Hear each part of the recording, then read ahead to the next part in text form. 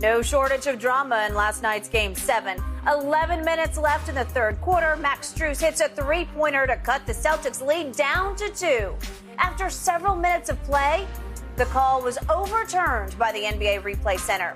Head coach Erik Spoelstra admitted he was, quote, shocked when the points came off the board. Take a look. Is that foot down? Shannon, what do you think? Did the NBA get this right? It looked like he got it right to me. It's hard, Skip, guys. It's hard to just plant like that and you just stay on your toes. I mean, Ray Allen did it on the shot that he hit, but I believe Max Stus stepped out of bounds. And everybody likes replay. Say, how long as they get it right until they get it right against somebody that you're rooting for, and then all of a sudden you believe they got it wrong or they should have left the player alone, Skip. I believe he stepped out of bounds. There are another play that they absolutely missed, in which Bam, if we can pull that up right quick, Skip, look at this play by Bam, and you tell me if Bam out of bail is not out of bounds. Skip, the man runs out of bounds. He takes 3 steps and he hits a shot with the shot clock running down. Look at this.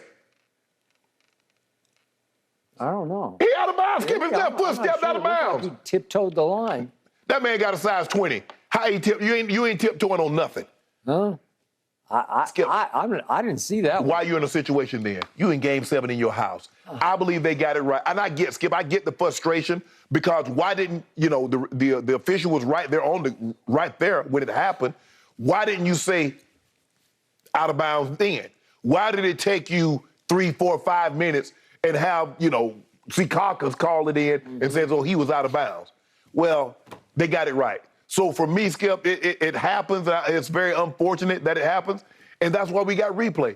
Can you imagine how many games things might have been happened differently had we had replay throughout the eternity in professional sports? Sometimes even replay got it wrong, but hey, that was a touchdown. The Houston Oilers, that was a touchdown against the Pittsburgh Steelers. He got both feet in bounds. That was Mike Renfrew. That was a touchdown. Mike very well. It was. So, but Skip, no.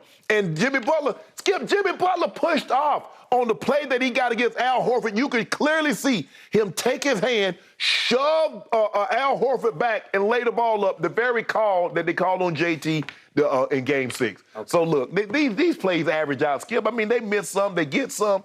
It happens. Okay. There are 1,000 calls that could have gone this way or that way. I got it. And I'll say it one more time. When you're at home and you make 6 of 30 three-point shots, that's 20%. You miss 24 threes, and you compound it by missing 8 free throws. You make 16 of 24 free throws. You should lose that game. Yeah. So I can't say this lost the game. Right. It shouldn't have been that close, given what you just read. Well, the other stat I saw was that since 1955, when the Celtics have led a playoff game after a quarter by 15 or more points, they're 22-0. Well, so they led by 15, then it went to 17. Right. Okay, so they should have just cakewalked in this game, but they didn't. And yet, it's the protocol surrounding this that is so suspicious to me. And Coach Spoelstra said after the game, I think we just became the case study going forward for what is going on here. As in, Pat Riley, the commanding presence sitting up there with the mask on, he's going to go to the next owners meeting and say, what the hell just happened? Right. I want an answer. I want new protocol. Do we now have the capability of going to Secaucus as the game continues and let Secaucus say, wait a second, his heel was on the out-of-bounds line when you had a referee on the spot standing right over the play who gave it the good. Right. He gave it good 3. And he was watching heel down, and he's watching shot behind line, feet behind line. And either he missed it or he got it right. Right. I think he got it right because it doesn't appear to me, if we could see it one more time, I am thoroughly unconvinced that Strus's heel went all the way down on the paint. And it looked like he stayed on his toes because he was shooting it up on his toes. It's not that he's a jump shooter, but again, he's going up, and I think... Yeah, that foot down. Skip, it's down. It's down. It's down. It's down. It's down. It's still not down. It's down. It's still not Skip, it's down. Watch this. No, it's still not completely down on the line. Still not down. No, it did not go down. Half the shoe goes down, but the bottom, the heel, the back half of the shoe does not touch the white paint. I'm sorry, I don't see it. And I don't see how you could overturn it when it's at least unclear at best. Right. So, as Spoelstra said, the game goes on. And his quote was, I read it before, I'm going to read it again. He said, that was unusual for us to be grinding and then start to get some momentum. And then it was like, oh, hey, by the way, take away that 3 with no explanation. He got none from the referees because the referees weren't part of the review. Right. And you say, thank God for replay. Well, if at the first dead ball timeout, if the refs want to go over there Well, normally they would review it. Okay, just go huddle and take a look at it. Right. If you need 5 real minutes to do it, do it. And then you tell me, if you say, you know what, Strus's heel was clearly down on the paint, then take it away. But it came from Secaucus, which makes it smell eerily like the tuck rule. Do you remember the tuck? Yeah. Another Boston team called the Patriots benefited because the dynasty got launched. Right. And again, this wasn't the last play of the game. This was the tuck rule play. I was there, front row of the press box, near your friend Amy Trask, who was the right hand of Al Davis. Yeah.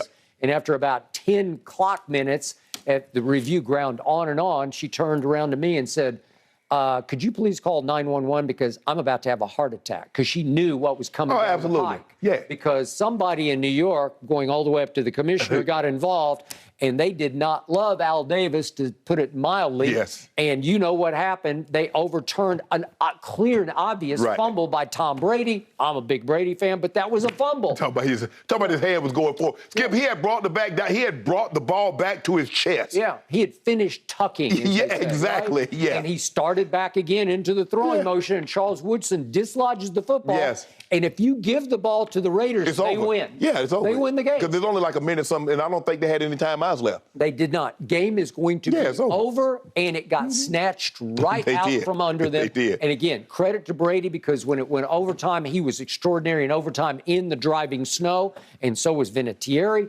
And they did it, and they went on to win their first game. But the question that I have for you and Spo, is it the amount of time that lapsed before they came? Or if it was like within a minute, like they go and like, hey, Spo, that 3, he was stepped out of bounds, so we're going to disallow those points. Or was it the continuation that you kept going and kept going? It felt like it went on for 10 real minutes, not game clock minutes. I'm talking about 10 more minutes passed, chronological minutes, before all of a sudden they announced on TV, what? They just took it away. So what did Jeff Van Gundy and what did Mark Jackson say? What did they say? Did they think he was out of bounds?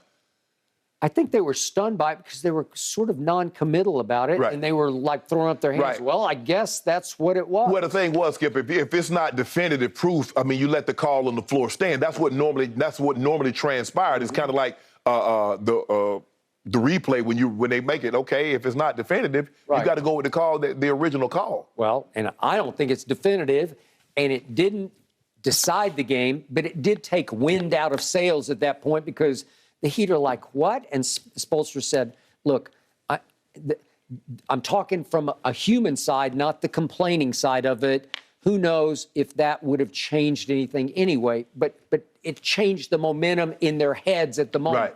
They had established some, and all of a sudden, as he said, I look up and I think we're down 6, and then all of a sudden we're down 13. Right. Okay, well, that's what happened. Well, I think the thing is, Skip, for whatever reasons, and the Heat made a run at them several times, they could never just get ahead of them.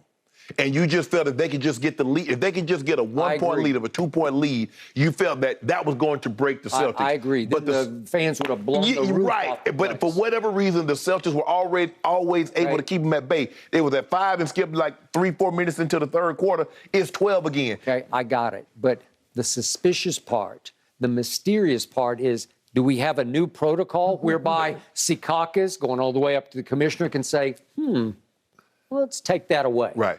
I didn't know that was even possible. Yeah. Right? I didn't know it either. But you see that the way they're doing it in football, it goes to Mount Law, or Jersey.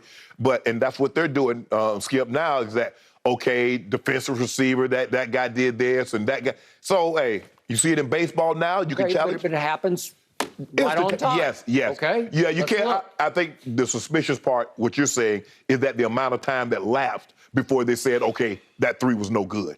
If they'd have did it within a minute, up and down the court once or twice. I wish I'd been a little fly on Pat Riley's wall after that game. Pat Riley probably tore up that plane going. He Well, he was might have. home. No, they were home. Yeah, he might have tore up the locker room. He might have. The debate about this call is raging, guys, all across the country this morning. It is the hottest topic. All right, still to come this morning, we need to look back and overall, big picture, how did the Celtics look against the Heat in this series?